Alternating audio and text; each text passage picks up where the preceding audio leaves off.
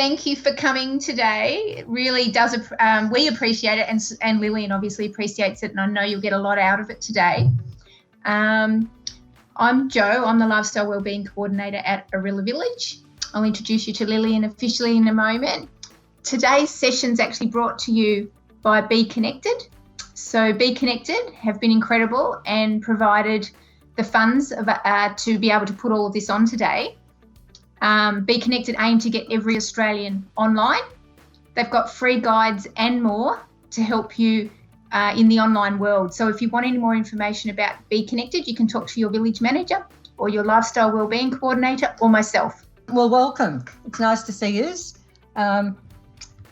Basically, this is very much of a beginner's class. A few of you obviously have done a little bit of painting, but we're going back to the very basics. I've been doing art since I was in my 20s, even at high school. I was taught by a professional for about 15 years at a night class, and I'd still consider myself to be an amateur artist, a hobby artist. So I'm certainly not a professional. What I find is you can go on YouTube, see different programs, and you can go onto Channel 31 on a 5:45 at night and see a artist doing a demo. But they don't tell you how to actually start. They presume you know a fair bit about it already. So I decided when I was asked to do this to basically go back and do what I do with my students. We have 8 people at Arilla Paint, and I give them a 6-week course at the beginning so that they know how to start and what to recognise. So I was going to go do that today. I'm going to rush through it. So hopefully you'll be able to know that all right, because they take 6 or 7 or 8 weeks to do this. What you need to do is, I'll just go through equipment a little bit at the moment.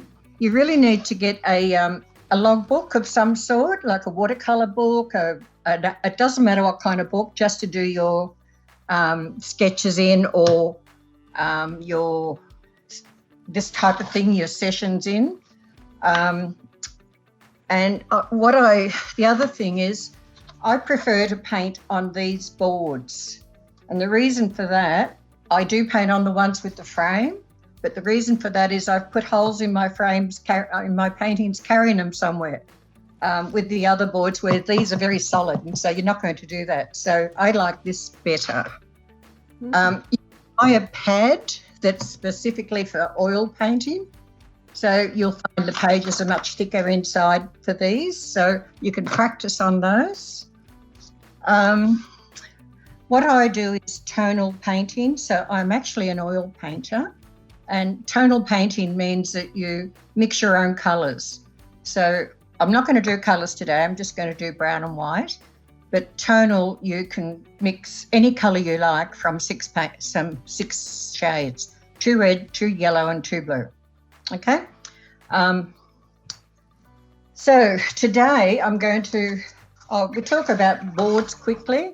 I use this disposable palette. It's, once you've done it, you can tear the page out and throw it in a bin. No cleaning up, which is great, right?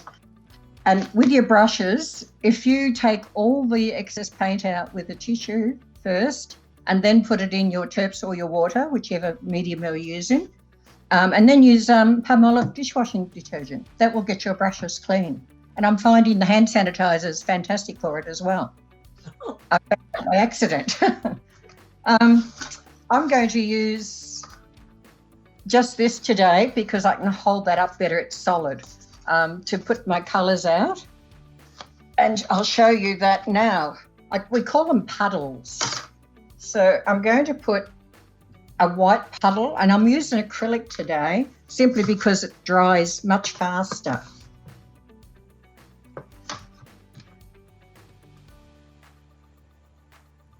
Get your paints out.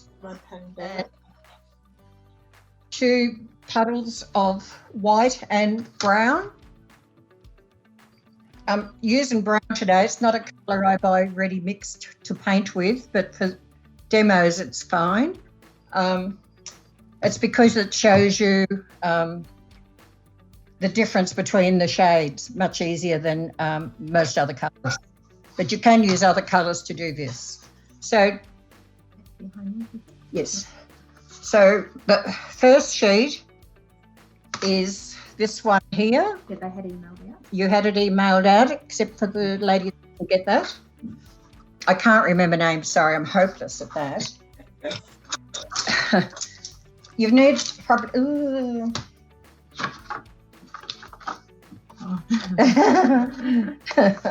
Okay.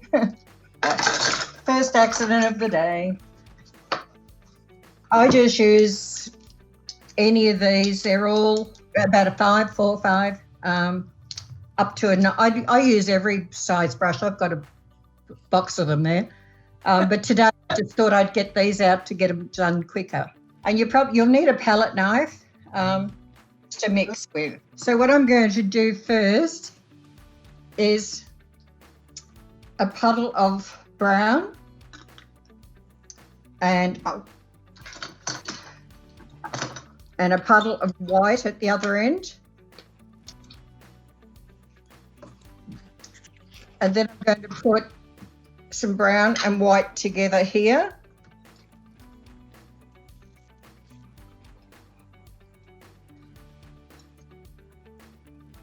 And then another puddle with less brown.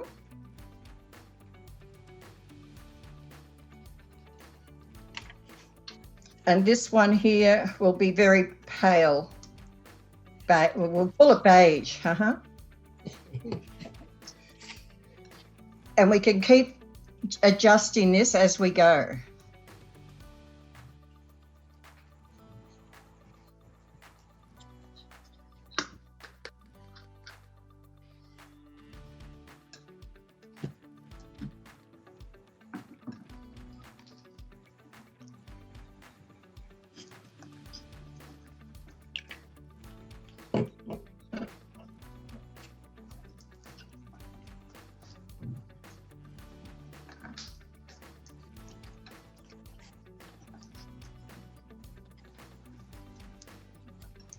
I'm happy we're getting fairly close to 5 different colours there.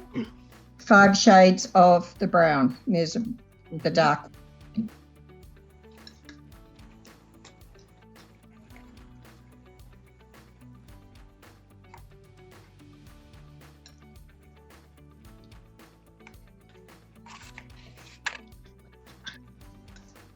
Now the next thing we're going to do is, if you get your sample work here, your sample page we sent you, and if we can put that around now, Jo.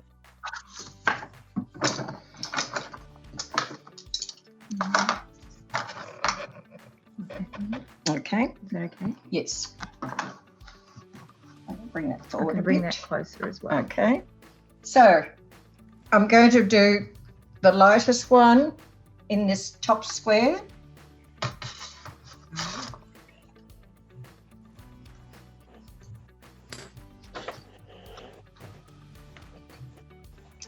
Then the second one in the next square. Not quite as much difference as there should be, perhaps.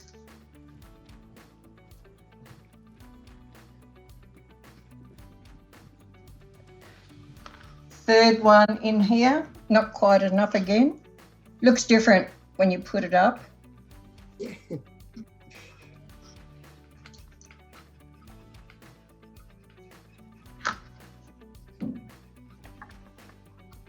And also I'm doing a sin, I'm actually using the same brush, which I shouldn't be. I should be changing brushes for each colour. Yeah, if you change brushes, it's I should have done that. I'm a lazy painter, actually. I cheat when I'm doing them for myself. So, yeah. So what, after you've done that, then I've put numbers on these sheets for you so that you can actually go across and find that. So number 1, you would do all of number 1, which is 2 squares, and then 2, then 3, 4, 5. Okay, and there's 2 there we leave white. So Lillian, is that to provide practice at our eyes picking up the different shades Yes. and matching? Yes, this is so you recognise the tones of brown. Okay, and with every single colour, you're going to have lots of different tones of every colour you use. And you'll see when we do the bottle in a few minutes why that's important. Okay, but it makes you recognise it. Well, that's what a tonal painter is someone that can recognise tones. So have we all got that one now? Because it's going to be your homework to go across and do all this part. That's taught you how to mix 5 colours out of just 2 tubes. That's what's taught you. What's the 0 on the grid, Lillian? Leave it white. Just leave it white. Okay. So you can compare it to white, yes. Right. That's when you're finished today, you've got some paint left over, you can do it. I'll put that one around here for now. Now the second one we'll go, and when you're finished, this is basically what you're going to have. Light to dark, if you do it properly, we're doing a rush today, but this could take a whole day, a 2-hour session to do all this properly. And then you transfer your paper and you can see how your tones are so different just by mixing them. One colour, brown mixed into white, and you've got so many different colours. Yeah. All right? Uh-huh. Okay, next one. I'm going to try not to say okay very often. Next one, we're going to do a bottle. Now, this is tone again, because it's all in, this one's in black and white. It's my old one from way back. And so it can show you that a bottle, instead of looking like a flat thing on that canvas, can look actually round and alive. And that's what tone gives you. It gives you a feeling of aliveness, a feeling of shade, lights, lights hitting something. You couldn't define, it's like your skin on your face. It's all one colour. Basically, you're all pink, say. And unless you've got shade around your nose, around your lips, on the off side of your face where you're not looking towards, unless you've got all that, you won't look round. You'll just look like a flat pink person. But if you put tone in your face, and it's the same as putting your makeup on, putting your rouge on, or whatever, you're adding tone to your face. So you're doing the same thing. Okay? All you've got to do is, I'm going to put a light shade up the top here. Actually, I'm going to put some water on this one.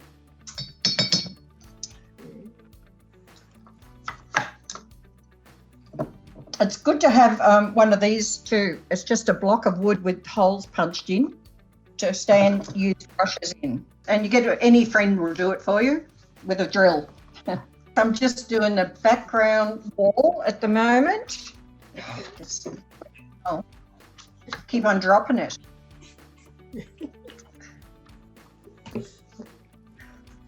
Okay, and then I'm going to do the tablecloth, which is very, very fast, the table.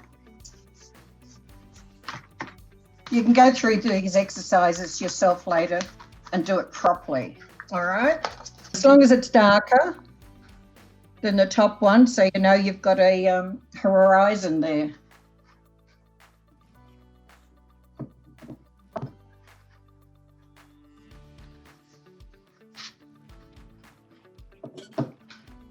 Okay, now I'm going to quickly draw this bottle that you think you can't do. I just want to show you a bottle.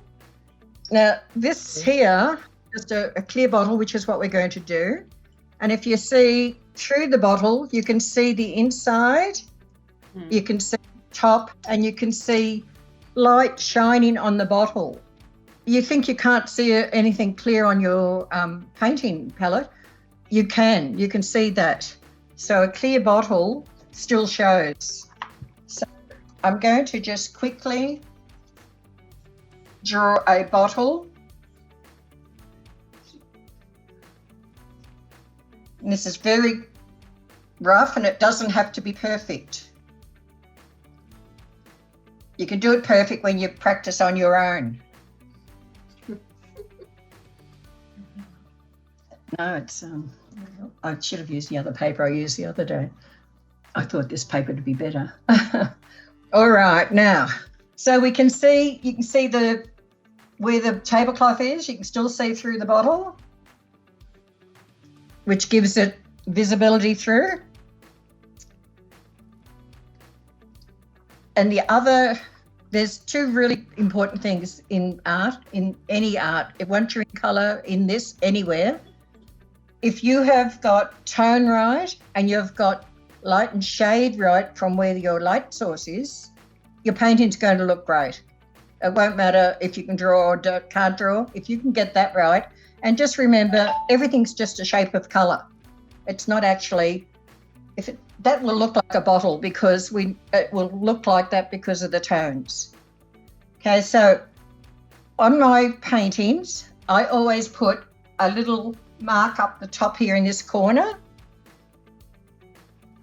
And I know that's where the sun is, or that's where the light globe is. So the light's going to be coming from that angle.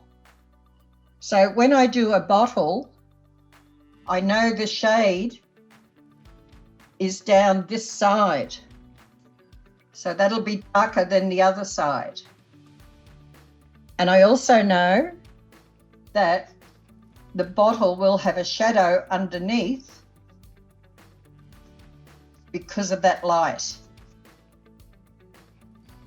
It's like when you do a tree, you've got to plant it into the ground and you've got to have it anchored into the ground for it to look real. Otherwise, it just looks like a lollipop. So the same with everything you draw, we've got to have shade around it and shadows. You can get the idea from that though. If it's a dark brown bottle, I might just do that while you're catching up. So if it was a very dark bottle, you'd still see through it to a degree, but not as much. And it would have more light on this side of the bottle because of that light coming down from the top. And it would also have some really small dots on that side of the bottle where the light's reflecting on it. So I'll bring that up a little bit closer and you can see that. So in the end, this is your bottle you're going to be trying to achieve. This one, the light was actually at the front of this one, not at the side like the last one. And that's why I've got the dots at the front and it's got shadow down each side and there's a shadow underneath and here. Okay.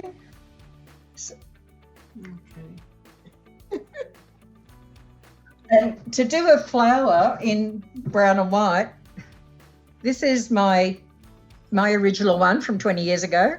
It's a pansy, and they were beautiful colours, beautiful. But we had to do it in tonal, so we had to do it in brown and white. So I'm going to just do a small section because that would probably take me 2 or 3 weeks as well back then, like 2 hours each week. So it's another smaller one that is also brown and white, and I forget what kind of flower it was. So I think I might change to this paper. I'll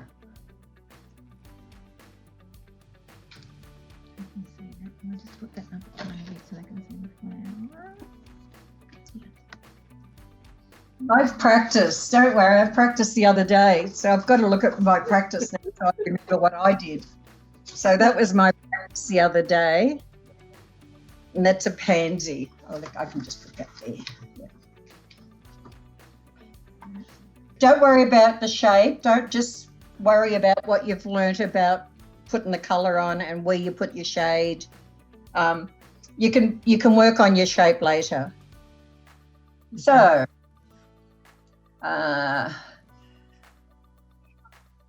again, try and change your brushes. Don't do what I do. Do what I say. I've outlined a pansy there. Not a very good one, but it's outlined. And then we get the next colour on your mixing board and you bring it in.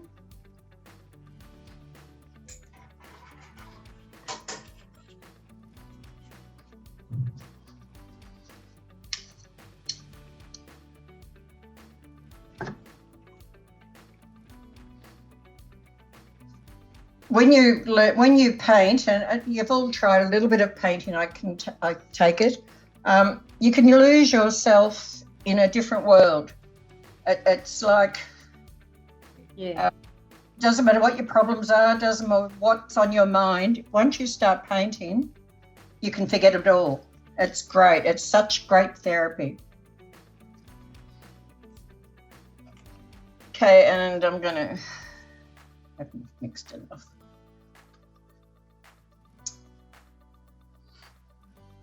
So I'm putting all different shades in here, which will give it some colour variations. I think my practice the other day was much better than this one. And then I could use a dry brush of any sort and just blend it in.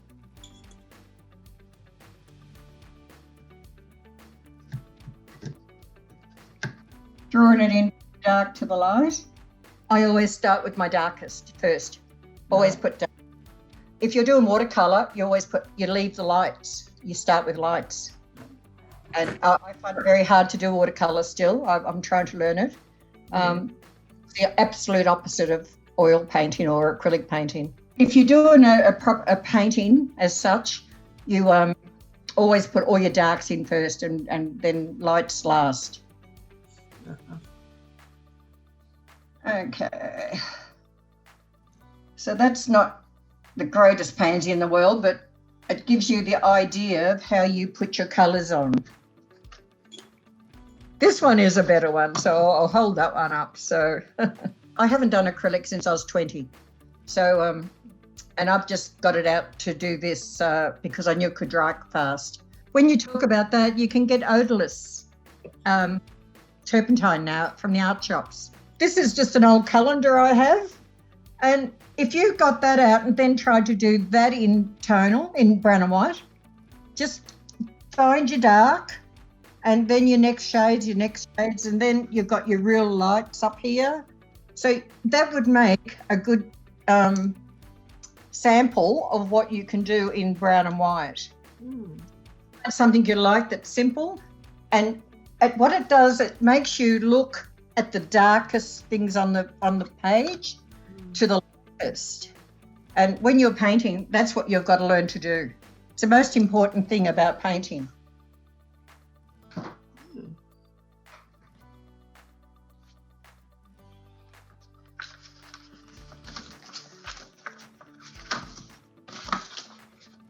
When you do him in brown and white, it's a lot easier to kind of put your mind around it. Yeah. That's one, but also we had to do a scene that was all blues, whites, greens, beautiful colours. And I'm trying to find the screen. And I had to do that in brown and white. So that was probably my 6th week of learning. I started on that and it probably took me 3 weeks, at least 2 hours every week to do that, to finish it. I was pretty well at the beginning of learning at that stage. Again, you don't have to draw these perfectly. I'm not going to do a background on this one because we might run out of time. Okay. Just an apple.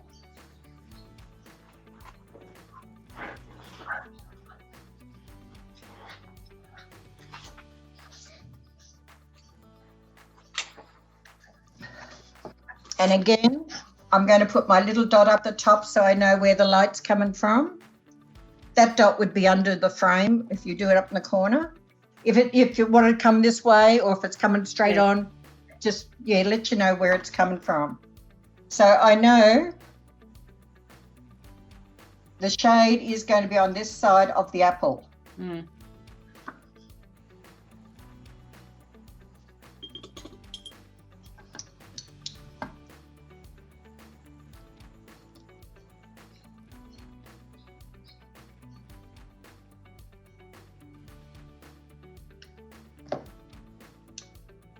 I had to put a bit more paint out. I was running out. Okay. So all the shades this side. It's going to have a little stalk.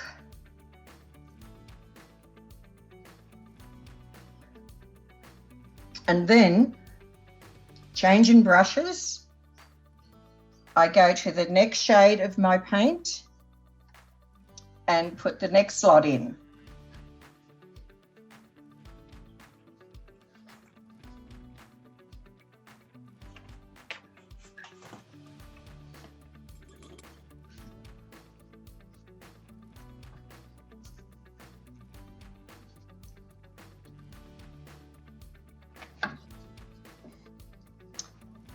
And then the lightest colour over where the light's hitting the apple.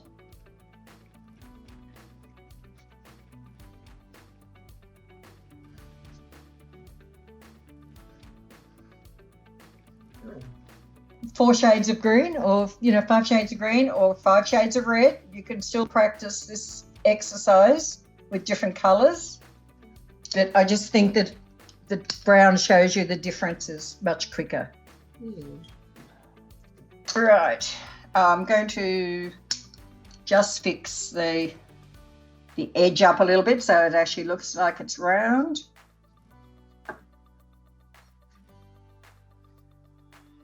With this one, I'm just going to put a plate around it, roughly again. And I've gone a bit close to the edge on mine this time.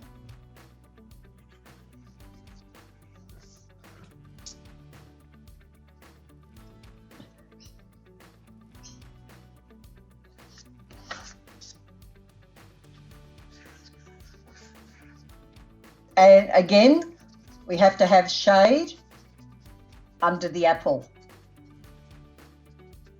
Even sitting on a plate, you're going to have the shadow coming across from that light.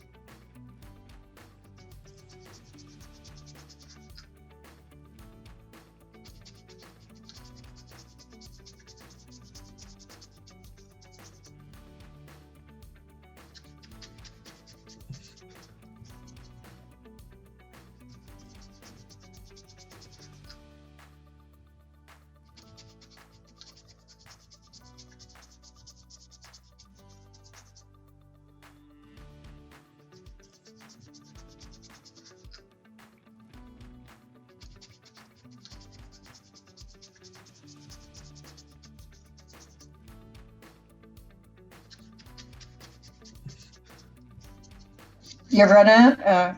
Well, we finished that. That's our last exercise. So I was just going to talk a little bit about colours before we finished off today.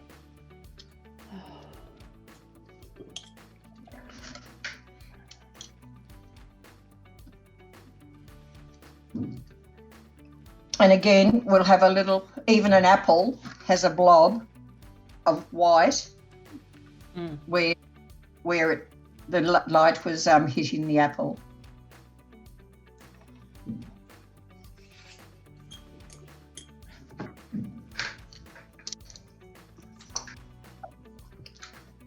The best way to do apples and a bottle and anything like that is to put one in front of you, put a spotlight on it if you can, and try and do it from real life. Even in my art class, we can't do that because we don't have the facility there. So I give them a copy of mine and then they copy it. So, but to learn, you've got to really look at the bottle yourself and look at the lights and look at where it is. I'm just going to quickly show you the coloured ones I've done. And you talk about people making mistakes. I made a huge mistake on that one. A Moselle bottle with red glass wine. I didn't even realise until after I'd done it. That's another one where you can set up just a tea towel on a table, a bottle, and just a still life. That's a good practice. Still lifes are very good practices if you're at home and you can't get out and do trees and whatever. Okay, so I've got two totally different apples from one session to the next. So really doesn't matter as long as you've practiced. Yeah. That's all I'm doing in brown and white at the moment. In class, we did do an upside down man, but he was, we did Bob Hawke, and we put a photo of him upside down, and I made everybody pick out the darkest dark. Wow. Instead of drawing a face, Hey. they see his eyes are so dark and his lips are dark.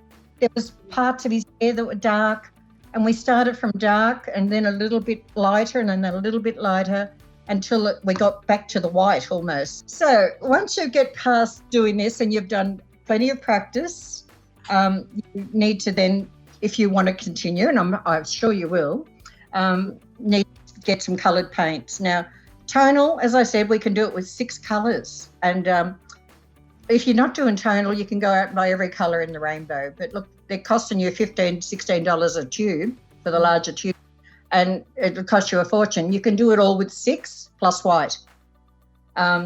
So we have 2 reds. We have a dark red, a light red, like speck crimson, which is called alizarin. We have speck red. We have golden yellow, spectrum yellow, spectrum blue, which is cobalt, and ultramarine blue. And then if you're going to kind of do a lot of flowers, I recommend then you can, and only then, buy permanent rose, because pink, all the pinks are very hard to mix. So that one will give you some extra. And if you're going to do a lot of seascapes, phthalo blue or vermilion green will also give you underneath the waves where it gives you that depth. Okay, so they're the paint colours you would need. Titanium white, don't buy zinc white, just get titanium white. Now the same thing applies when you do colour. Now this is a colour chart, and they're the colours I've just told you down here. Oh. You can do what we've just done by extending blue out, or mixing it with crimson, or mixing it with spectrum, or mixing blue with golden yellow. And do yourself a chart in your book and keep that on hand. Write perhaps what colour you use to find those colours. But you can see there, you can get so many different greens simply by which blue and which green, which blue and which yellow you use. You can get different shades of green.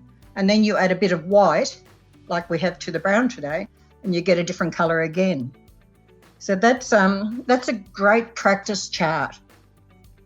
Here I've speck yellow is with speck red. And here I've put crimson with speck red. So you can just write there what you've done, okay? This here is a practice chart that I get my students in class to do.